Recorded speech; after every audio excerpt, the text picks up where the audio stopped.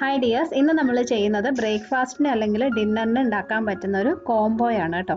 നല്ല സോഫ്റ്റ് ആയിട്ടുള്ള ഒരു സ്പെഷ്യൽ ഗോതമ്പ് പുട്ടും അതിൻ്റെ കൂടെ കഴിക്കാനായിട്ട് ഈസി ആയിട്ട് ഉണ്ടാക്കാൻ പറ്റുന്ന ഒരു അടിപൊളി ചെറുപയർ കറിയും. അപ്പോൾ ഇതെങ്ങനെയാണ് റെഡിയാക്കുന്നതെന്ന് നോക്കാം. അപ്പോൾ ആദ്യം നമ്മൾ കറി ഉണ്ടാക്കാൻ പോവാണ്. കുക്കറിലാണ് ഉണ്ടാക്കുന്നത്. അതിനകത്ത് ആവശ്യത്തിന് എണ്ണ ഒഴിക്കാം. വെളിച്ചെണ്ണയാണ്.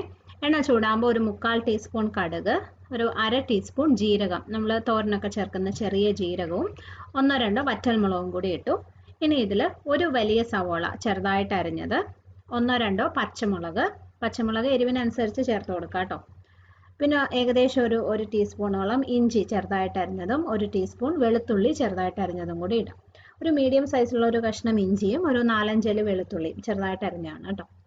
കുറച്ച് കറിവേപ്പിലയും കൂടി ഇട്ടിട്ട് നമുക്കത് നന്നായിട്ട് വഴറ്റിയെടുക്കാം. സവോള ഒന്ന് വാടിയാൽ മതി, ഒരുപാട് നിറം മാറുമൊന്നും വേണ്ട.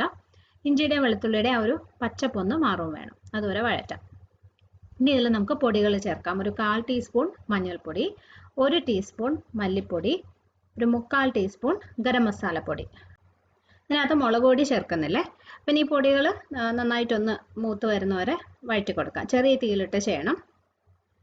ഇനി ഇതിനകത്ത് ഒരു മീഡിയം സൈസിലുള്ള തക്കാളിയും കൂടി ഇട്ടിട്ട് ഒന്ന് മിക്സ് ചെയ്യാം. തക്കാളി ഒരുപാട് അങ്ങനെ വെന്ത് ഉടയാനൊന്നും നിൽക്കണ്ട, കാരണം കുക്കറിൽ വെക്കുന്ന ആയതുകൊണ്ട് പിന്നെ നന്നായിട്ട് വെന്തോളും. ഇനി ഇതിൽ 1-2 ഉരുളക്കിഴങ്ങ് കുറച്ച് വലിയ കഷ്ണങ്ങളായിട്ട് തന്നെ മുറിച്ചതും കൂടി ഇട്ട് കൊടുക്കുക. വലിയ ഉരുളക്കിഴങ്ങാണെങ്കിൽ 1 എടുത്താൽ മതി, ചെറുതാണെങ്കിൽ 2 എടുക്കാം. അപ്പോൾ ഇതൊന്ന് മിക്സ് ചെയ്തു.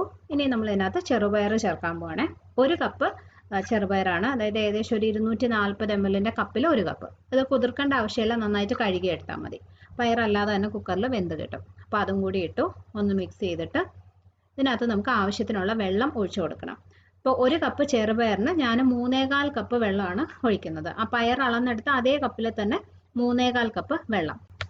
പയറ് നന്നായിട്ട് വെന്ത് സോഫ്റ്റ് ആവണം, പക്ഷെ എന്നാൽ ഒത്തിരി അങ്ങ് കുഴഞ്ഞു പോകാനും പാടില്ല. ആ ഒരു രീതിയിൽ വേണം വേവിച്ചെടുക്കാൻ. പിന്നെ ഇതിനകത്ത് ഈ പയർ വേവിക്കുന്ന സമയത്ത് വെള്ളം കൂടിപ്പോവാതെ നോക്കാൻ വേണേ, കാരണം ഈ കറി ലൂസായി കഴിഞ്ഞാൽ അതിനൊരു ടേസ്റ്റ് ഉണ്ടാവത്തില്ല.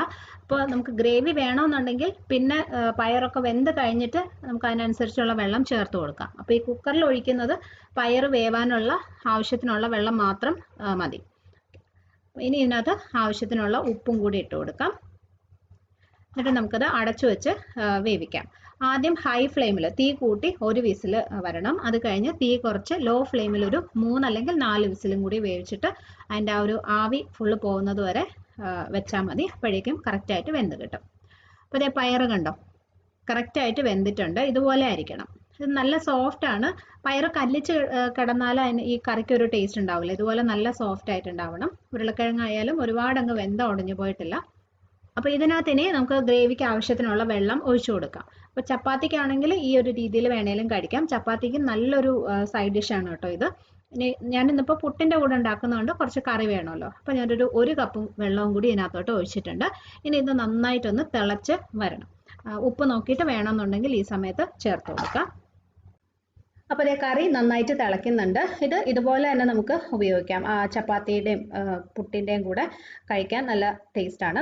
പക്ഷേ ഇന്ന് ഞാൻ ഇതിനകത്ത് ഒരു സാധനം കൂടി ചേർക്കുന്നുണ്ട്, കുറച്ച് തേങ്ങാപ്പാൽ. തേങ്ങാപ്പാൽ നിർബന്ധമില്ല, നിങ്ങൾക്ക് ഇഷ്ടമുണ്ടെങ്കിൽ മാത്രം ചേർത്താൽ മതി.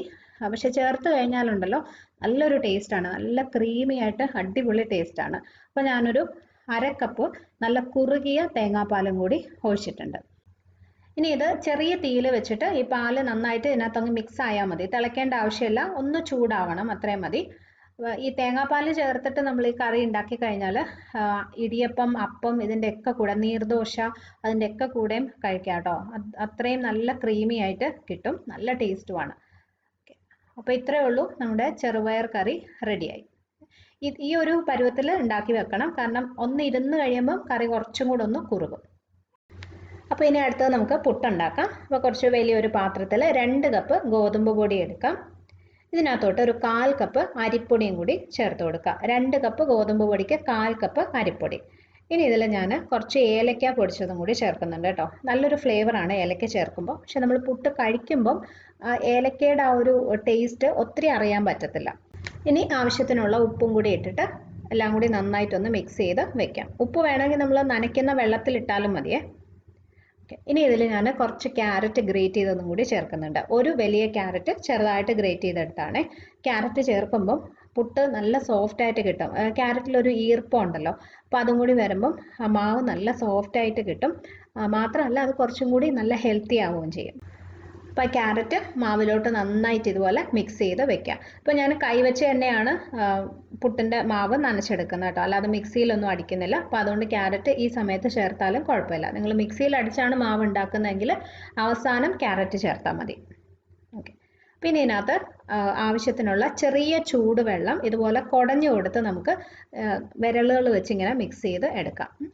വെള്ളം വളരെ കുറച്ച് മാത്രം കുടഞ്ഞു കൊടുത്ത് മിക്സ് ചെയ്തെടുത്തു കഴിഞ്ഞാൽ അധികം കട്ട കെട്ടാതെ നമുക്ക് ചെയ്തെടുക്കാൻ പറ്റും. പിന്നെ മാവ് നനയ്ക്കാനായിട്ട് ഇതുപോലെ കുറച്ച് വട്ടമുള്ള പാത്രം എടുക്കുക. അതായത് അധികം കുഴിവില്ലാത്ത കുറച്ച് പരന്ന വട്ടമുള്ള പാത്രം എടുത്തു കഴിഞ്ഞാൽ ഇതുപോലെ നമുക്ക് വിരലുകൾ വെച്ച് ഇങ്ങനെ മിക്സ് ചെയ്യാൻ എളുപ്പമായിരിക്കും. പിന്നെ അതുപോലെ തന്നെ ഈ പുട്ട് നനയ്ക്കാനായിട്ട് നമുക്ക് എത്ര വെള്ളം വേണം എന്നൊന്നും ഒരിക്കലും അങ്ങനെ കറക്റ്റായിട്ട് പറയാൻ പറ്റില്ല കേട്ടോ. കുറച്ചായിട്ട് വെള്ളം ഇങ്ങനെ കുടഞ്ഞു കൊടുത്ത് ഇതുപോലെ മിക്സ് ചെയ്ത് എടുത്താൽ മതി. കണ്ടോ, ഇതിപ്പോൾ കറക്റ്റ് പരുവത്തിൽ കിട്ടിയിട്ടുണ്ട്. ഇതാണ് അതിൻ്റെ പരുവം. ഓക്കെ, അപ്പോൾ ഇത് റെഡി ആയിട്ടുണ്ട്. ഇനി നമ്മൾ സാധാരണ പുട്ടുണ്ടാക്കുന്ന പോലെ തേങ്ങ പീരയിട്ട് ആവിയിൽ വേവിച്ചെടുക്കാം. അതുപോലെ പുട്ട് ഒരുപാട് സമയം വേവിക്കേണ്ട ആവശ്യമില്ല. ഇതിനകത്തുനിന്ന് ആവി വന്നു കഴിഞ്ഞിട്ട് പിന്നെ ഒരു 2-3 മിനിറ്റും കൂടി വേവിച്ചാൽ മതി. ഒത്തിരി സമയം വേവിച്ചാലും പുട്ടിൻ്റെ ആ ഒരു സോഫ്റ്റ്നെസ് പോകും. അപ്പോൾ നമ്മുടെ ഗോതമ്പ് പുട്ട് ഇവിടെ റെഡി ആയിട്ടുണ്ട്. നല്ല ക്യാരറ്റൊക്കെ ചേർത്ത് നല്ല സോഫ്റ്റ് ആയിട്ടുള്ള പുട്ടാണ് കേട്ടോ. ഇതിന് ശരിക്കും കറിയൊന്നും ആവശ്യമില്ല. നല്ല ചൂടോട് കൂടിയാണെങ്കിൽ വെറുതെ കഴിക്കാൻ പോലും നല്ല അടിപൊളി ടേസ്റ്റാണ്. അപ്പോൾ നമുക്ക് ബ്രേക്ക്ഫാസ്റ്റിന് അല്ലെങ്കിൽ ഡിന്നറിന് വളരെ ഹെൽത്തി ആയിട്ട് അതുപോലെ തന്നെ അടിപൊളി ടേസ്റ്റിലും ഉണ്ടാക്കാൻ പറ്റുന്ന 2 സാധനങ്ങളാണ് ഈ ഗോതമ്പ് പുട്ടും ചെറുപയർ കറിയും. നിങ്ങൾ ട്രൈ ചെയ്ത് നോക്കണം, ഉറപ്പായിട്ടും ഇഷ്ടമാവും. ഉണ്ടാക്കി നോക്കിയിട്ട് ഫീഡ്ബാക്ക് അറിയിക്കണം. ഈ വീഡിയോ നിങ്ങൾക്ക് ഇഷ്ടമായെങ്കിൽ ലൈക്ക് ചെയ്യാനും ഷെയർ ചെയ്യാനും കമൻറ്റ് ചെയ്യാനും മറക്കരുത്. അതുപോലെ ചാനൽ നിങ്ങൾ സബ്സ്ക്രൈബ് ചെയ്തിട്ടില്ലെങ്കിൽ ഒന്ന് ചെയ്തേക്കണേ. അപ്പോൾ ഇതുപോലെ തന്നെ നല്ല റെസിപ്പീസുമായിട്ട് വീണ്ടും കാണാം. Bye friends, thank you for watching.